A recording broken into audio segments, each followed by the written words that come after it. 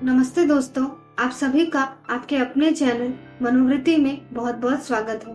आज के इस वीडियो में मैं आपको एक बहुत ही ज्यादा डरावनी कहानी सुनाने वाली हूँ, जो किसी ऐसी वैसी जगह के बारे में नहीं है, बल्कि गोलकुंडा फोर्ट के बारे में है, जहाँ पर हर साल बड़ी मात्रा में लोग घूमने आते हैं।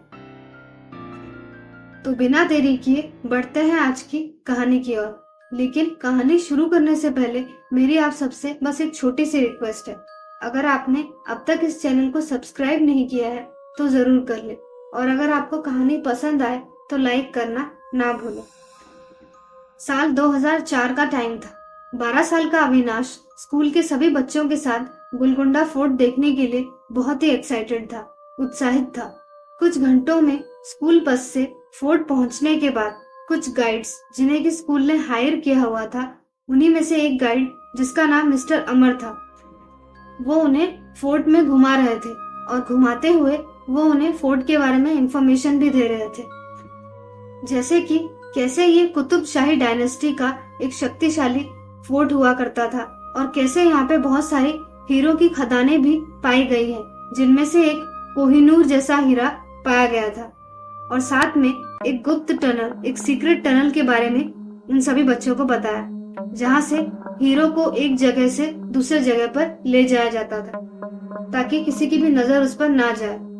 तभी अचानक से एक बच्चे ने बोला, क्या हम खदान यानी कि माइंस देख सकते हैं? ये सुनकर तुरंत गाइड ने कहा, नहीं। कारण पूछने पर गाइड ने बताया कि वहां पर जाना अलाउड नहीं है, यानी कि मना है। ऐसा बोलते हुए वह अपने माथे से पसीना पोंछने लगा। तभी अविनाश और उसके 4 दोस्तों ने एक प्लान बनाया कि हम लोग ग्रुप से अलग होकर उस टनल और माइंस को देखने जाएंगे। घूमते घूमते टीचर ने सभी बच्चों को कहा कि अब चलो सभी बच्चे लंच कर लो। उन सभी को एक बड़े से कमरे में लंच करने के लिए बैठा दिया गया था। तभी मौका पाकर अविनाश और उसके दोस्त उस बड़े कमरे से बाहर निकल गए और चारों ओर देखते हुए घूमने लगे। तभी चलते चलते उन्हें किसी की धीमी धीमी सी आवाज आने लगी। पीछे मुड़ने पर उन्होंने देखा कि एक छोटा सा लड़का, जो कि उन्हीं की उम्र का लग रहा था, वो उन्हें अपनी तरफ आने का इशारा कर रहा था। तभी अविनाश के चारों दोस्तों में से एक, जिसका नाम श्रुति था, वो उस बच्चे के पास गई और उससे पूछने लगी कि वो उन्हें क्यों बुला रहा है। उस बच्चे ने कहा कि उसका नाम अकबर है और वो टनल तक जाने का रास्ता जानता है। उसने ये भी बताया कि उसने अविनाश और उसके दोस्तों को टनल के बारे में बातें करते हुए सुन लिया था। ये सुनकर सभी बच्चे बहुत खुश हो गए और अकबर के पीछे पीछे चलने लगे, और चलते चलते फाइनली वो सभी लोग एक छोटे से अंधेरे से टनल के पास पहुंच गए। अकबर बिना कुछ सोचे सीधे टनल के अंदर चले जाने लगा, लेकिन अविनाश को डर लग रहा था कि कहीं वो सभी लोग यहाँ पर खो ना जाए, इस टनल में बंद ना हो जाए। उसने अपने सभी दोस्तों को अंदर जाने से मना किया, लेकिन कोई भी नहीं माना। वो सभी बच्चे एक के बाद एक फ्लैशलाइट ऑन करके अंदर जाने लगे, जिसमें से सबसे पहले रमन नाम का बच्चा था। अविनाश ने ना चाहते हुए भी उन सभी को फॉलो किया। तभी उस अंधेरे और डरावने से टनल में चलते चलते 10 मिनट्स बाद अविनाश ने कहा, दोस्तों हम सभी कुछ ज़्यादा ही अंदर नहीं आ गए? मुझे लगता है कि हम सभी को वापस लौट जाना चाहिए। लेकिन श्रुति ने कहा, डरपोक मत बनो। अविनाश अपने सभी दोस्तों को समझाने की कोशिश कर ही रहा था कि अकबर ने बीच में टोकते हुए कहा, क्या तुम सभी गोलकुंडा फोर्ट के रहस्यों के बारे में जानना नहीं चाहते हो?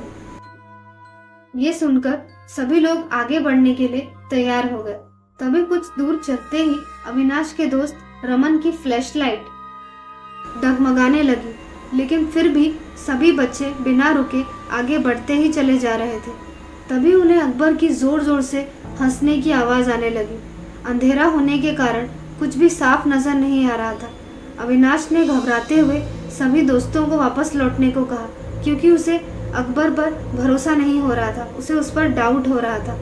सभी दोस्तों में से सिर्फ लीजा नाम की लड़की वापस लौटने के लिए मानी, और वो दोनों भागते हुए टनल के प्रवेश द्वार यानी कि एंट्रेंस की ओर स्पीड से भागने लगे। जैसे ही अविनाश और लीजा टनल से बाहर निकले, अचानक से भूकंप जैसा कुछ होने लगा और टनल का प्रवेश द्वार पत्थर और मलबे से पूरी तरह बंद हो गया। अविनाश और लीजा डरते और कांपते हुए अपने स्कूल के ग्रुप की ओर भागे और उन्होंने टीचर को टनल और अकबर के बारे में सारी बातें बता दी। ये सुनते ही गाइड ने कहा, मैंने तुम लोगों को पहले ही मना किया था, तुम सभी लोगों को वहां पर जाने से रोका था, पर तुम लोग फिर भी मेरी बात नहीं माने। सर्च टीम द्वारा महर, श्रुति और रमन को ढूंढने की बहुत कोशिश की गई, पर उनका कुछ पता नहीं चला। वो टनल पूरी तरह से पत्थर और मलबे से बंद हो चुका था। इस भयानक घटना के बाद अविनाश के माता पिता उसे लेकर हैदराबाद से कहीं बाहर चले गए और इस दुखद क्षति से बाहर निकलने के लिए उसे थेरेपी भी लेनी पड़ी। अविनाश आज तक उस घटना को, उस डरावनी घटना को नहीं भूल पाया है और वो ये भी नहीं जान पाया है कि आखिरकार उस टनल में उसके दोस्तों के साथ क्या हुआ होगा।